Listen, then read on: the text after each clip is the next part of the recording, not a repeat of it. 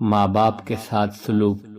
رسول اللہ صلی اللہ علیہ وسلم سے پوچھا گیا کہ اللہ کے نزدیک سب سے محبوب عمل کون سا ہے؟ فرمایا وقت پر نماز پڑھنا۔ پوچھا اس کے بعد؟ فرمایا ماں باپ کے ساتھ اچھا سلوک۔ پوچھا اس کے بعد؟ اللہ کی راہ میں جہاد کرنا۔ ایک شخص رسول اللہ صلی اللہ علیہ وسلم کے پاس آیا اور کہا کہ میں آپ کے پاس اس لیے آیا ہوں کہ ہجرت پر بیعت کروں، اور میں نے اپنے ماں باپ کو روتے ہوئے چھوڑا ہے۔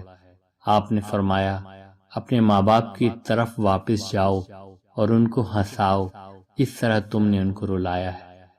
ایک شخص رسول اللہ صلی اللہ علیہ وسلم کے پاس آیا اور کہا کہ میں جہاد کی خواہش رکھتا ہوں مگر مجھے اس پر قدرت نہیں۔ آپ نے فرمایا کیا تمہارے والدین میں سے کوئی ہے؟ اس نے کہا میری ماں ہے۔ آپ نے فرمایا ماں کے ساتھ حسن سلوک میں خدا کو پانے کی کوشش کر۔ جب تم ایسا کرو گے تو تم حاجی ہو، تم عمرہ کرنے والے ہو، تم مجاہد ہو۔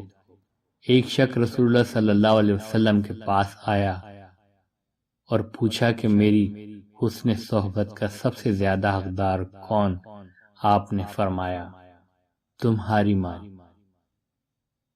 پوچھا پھر کون؟ آپ نے فرمایا تمہاری ماں۔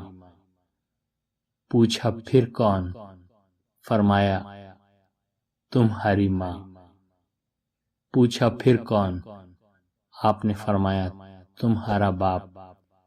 رسول اللہ صلی اللہ علیہ وسلم نے فرمایا اللہ کی رضامندی باپ کی رضامندی میں ہے اور اللہ کی ناراضگی باپ کی ناراضگی میں ہے۔ رسول اللہ صلی اللہ علیہ وسلم نے فرمایا جنت ماؤں کے قدموں کے نیچے ہے۔